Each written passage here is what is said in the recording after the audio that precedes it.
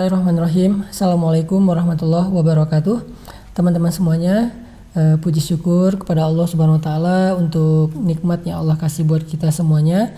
Kalau kita sampai saat ini masih bisa bareng sama keluarga kita dan sehat semuanya, mudah-mudahan Allah jaga kita dari segala macam keburukan dan dijaga juga dalam keimanan dan keislaman. Teman-teman, hari ini saya mau ngajak teman-teman untuk ngebahas tentang satu topik yang lagi trending banget. Tentang Bunda Aisyah atau Sayyidah Aisyah radhiyallahu anha. Kebenaran kan lagunya sekarang lagi happening banget ya, lagi trending banget sampai 20 juta viewer lebih kali ya. Tapi kita nggak akan terlalu banyak ngebahas tentang lagu itu sih, karena itu udah banyak yang membahas. Mumpung sekarang lagi banyak yang bahas tentang Bunda Aisyah, pasti banyak yang penasaran Bunda Aisyah ini seberapa istimewa sih istri Nabi yang satu ini. Terus apa aja cerita-cerita inspirasi dari beliau yang mudah-mudahan bisa jadi teladan buat kita semuanya. Nah, itu yang akan kita bahas. Ngomongin tentang Sayyidah Aisyah, sebetulnya Sayyidah Aisyah ini bukan hanya perempuan yang istimewa di sisi Nabi, tetapi juga istimewa bagi semua orang yang beriman.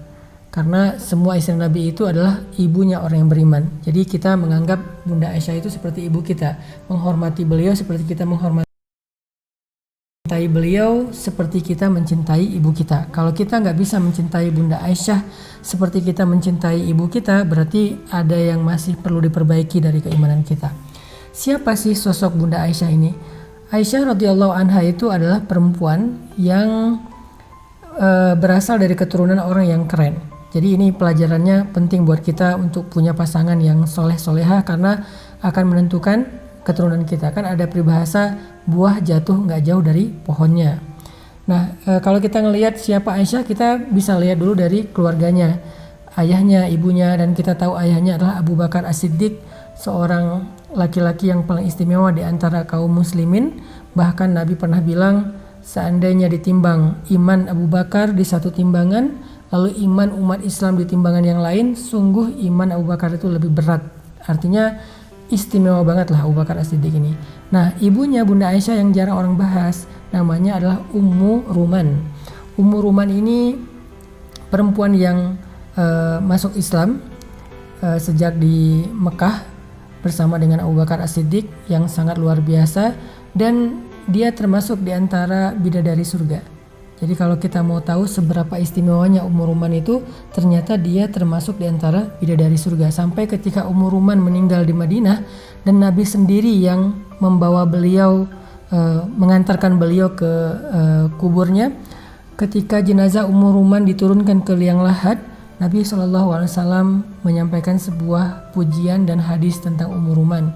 Apa kata Nabi? Man sarrahu ayyandura ila imra'atin minal huril ain falyandur ila ummi Ruman.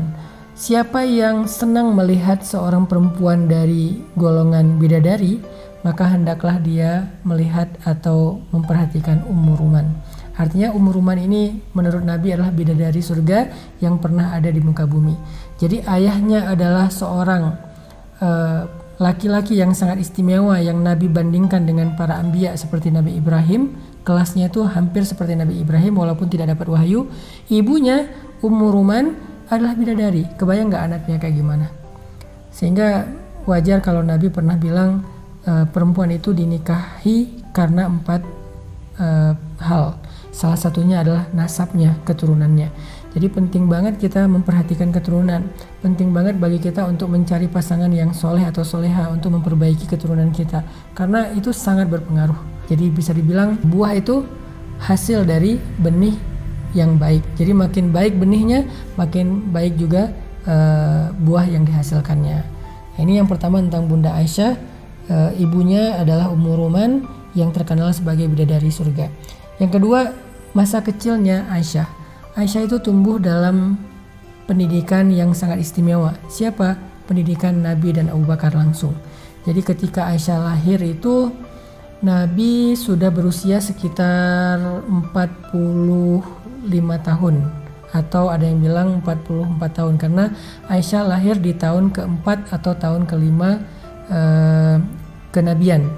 Sehingga ketika Nabi hijrah ke Madinah, usia Aisyah kurang lebih 8 atau 9 tahun. Jadi pas Aisyah lahir, Nabi udah berusia 44 tahun kurang lebih. Ini artinya bahwa ketika Aisyah tumbuh sebagai anak kecil, dia tumbuh dalam masa ketika Abu Bakar As-Siddiq sudah beriman kepada Rasul, dan Abu Bakar sering banget ketemu dengan Rasul di rumahnya Abu Bakar.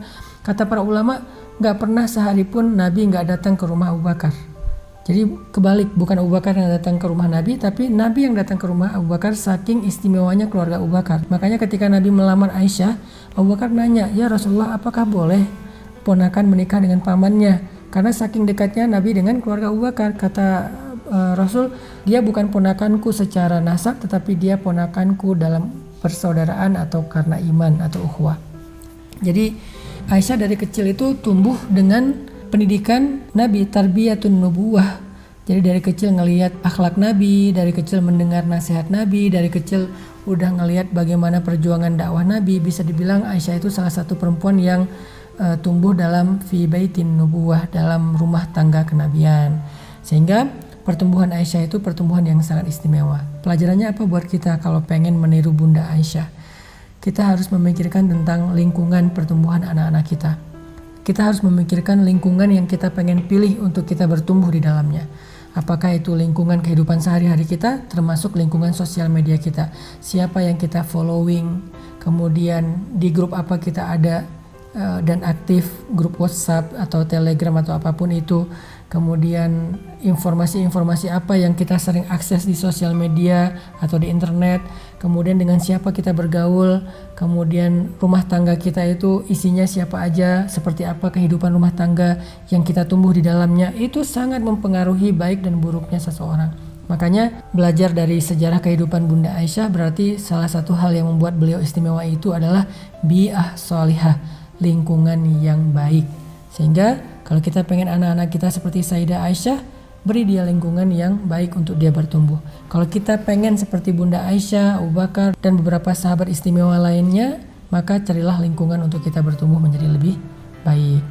Itu poin kedua tentang sirah kehidupan Sayyidah Aisyah yang sangat istimewa. Insya Allah nanti kita akan lanjutkan di poin-poin berikutnya. Kebetulan nih ada sahabat saya yang kayaknya dia nelpon tadi, dari janjian dia pengen nelpon, pengen nanya-nanya gitu, yaitu Atta Halilintar. Kita online aja ya sama dia, nanti kita bisa ngobrol langsung sama dia. Assalamualaikum Ustaz, apa kabar? Waalaikumsalam Atta. Sehat, mantap. Ya, Ustaz. Maaf, aku selalu